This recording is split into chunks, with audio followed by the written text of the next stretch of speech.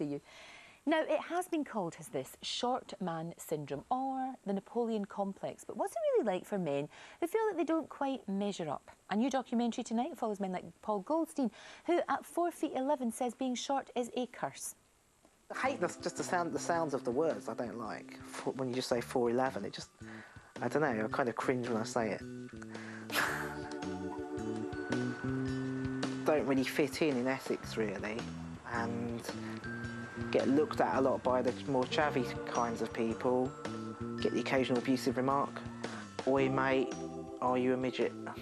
That's one of the ones I have had in the past. Well, Paul is with me now, along with Sandy Holt, who at 5'5" also features in tonight's programme. Guys, let's sit down. Let's have a wee seat and have a chat. Now, this programme is about, it's calling you angry small men. Do you feel angry, both of you? Are you annoyed? Cross? Not really, no. No? Not really. They just were calling it that, I guess. Yeah, I've just given it that title, I think, for them to make people watch it. Right, OK. Yeah. So it's... But do you feel yourself that by being shorter, it has blighted your life? Has it had a detrimental effect, do you think? Definitely changes things. I think it's... get noticed a lot just walking around the local area, and when I walk around in Dagenham where I live, I do get shouted at. Like, people just sort of...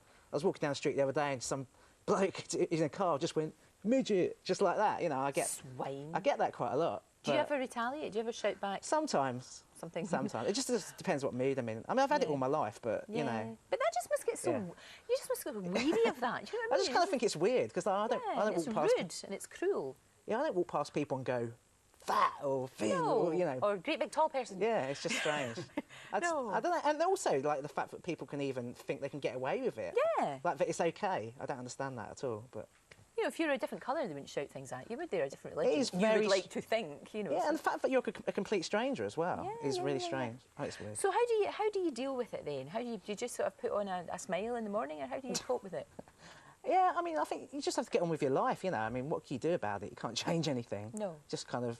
I mean, that's why, you know, I think I've been doing my performance poetry for, like, the last 4 years, and that, to me, has been, like, the outlet. You know, ever since I've been doing that, I feel a lot better about myself. And so you go and perform, and then people see you as a performer, you know, and get to know you as a performer, rather than just being a little bloke. Yeah, exactly, yeah. Yeah, and that's good, that's good. Now, in the documentary, you are looking for a partner. Have you found it difficult? Because there must be lots of small women out there, and there's lots of women who don't care what height a bloke is. Or do you find it a problem? Yeah, I do find it a problem. I mean, I was quite a late starter with girls and relationships and stuff. I have had girlfriends in the last 5 years, probably 2, but it is definitely. I mean, the thing is, you know, like, I go on, like, dating websites and stuff like that, and generally, yeah, a lot of women do like tall men, and I think also the fact that I'm just 4'11", you know, like most women are like, oh, I don't mind it as long as a guy's 5 whatever. But if you say you're 4 foot something, it's kind of like people are just like, 4'11", God, that's tiny, you know. There's got to be the one out there for you, though. There really has, because no, there is. No, I think there is for everybody. Now, Sandy, you are taller, 5'5". Yeah, it's nice to be sat next to somebody smaller for a change. Yeah. But I can see that you keep yourself in real good shape. You really do. And is that your way of kind of dealing with it? Yeah, I suppose it is. I mean, you know, the mad hair as well, it makes me look a bit taller, and, you know, bigger trainers and things. Yeah, I suppose it's a way of compensation, and Thai boxing has given me a great amount of confidence. So because you are a really, really fantastic Thai boxer, and you are. I mean, you do incredibly well. So is that your way of sort of saying to people, don't judge me just because of my height, because I can do this? Yeah, you know, it makes you more determined. It has, yeah. I mean, because obviously the size issue, and to do this programme a little bit, I was bullied immensely at school for being the smallest person in the school at the time. So obviously, Thai boxing and martial arts has given me that compensation, but given me confidence, and I think confidence is one of the king of the attributes you can have. No, not arrogance, but confidence. Yes, and it's got me. There's a big difference, and it's got me through life. So it has compensated on the height thing. And you know, it's been good for me, but it has been a problem most of my life, because I had it for 3 years, and that was just basically because of my height and the colour of my hair, because I was a redhead as a school child. At that time, it changes all the time. Yeah, you know, freckles, small, you know, and I just got bullied for that, just for that reason. Well, let's have a look at you in the programme, actually, Sandy. This is you in the programme tonight.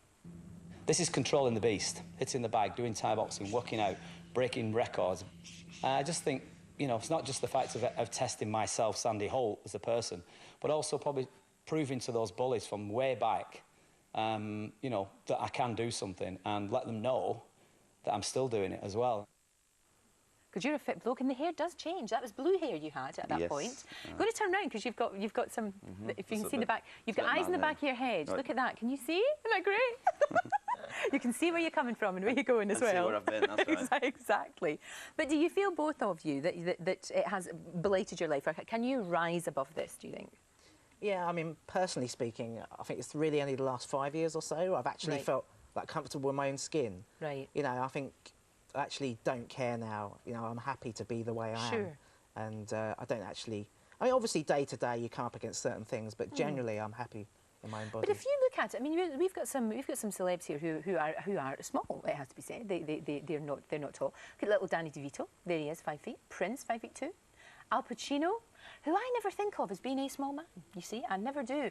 And Tom Cruise says he's 5'7", and we have to believe him. So there he is. I guess. But it hasn't done them any harm, has it? People actually say, people shout at me as well, Danny. They call me Danny DeVito in the street as well. Take that as a huge compliment. Yeah. Take that as an enormous compliment. Make a bit of look-alike or stand-in or something. Be a double, yeah. You can get something out of that. That's it. Exactly. Well, listen, the programme's on tonight, 9 o'clock, Channel 5. Thank you both very much indeed for coming in. Thanks. And what's the next colour of hair going to be? What are you thinking next? I think, well, pink's a new black, purple probably is a new pink. So right, so purple next? Maybe. Unless you've got any ideas, Lorraine. That you Tartan? Yes. I like, we could try. Well, I love Scotland, so why not? Why not? Thank you both very much indeed. Thank Great you. to see you. Thank you. We're going to take a very quick break now.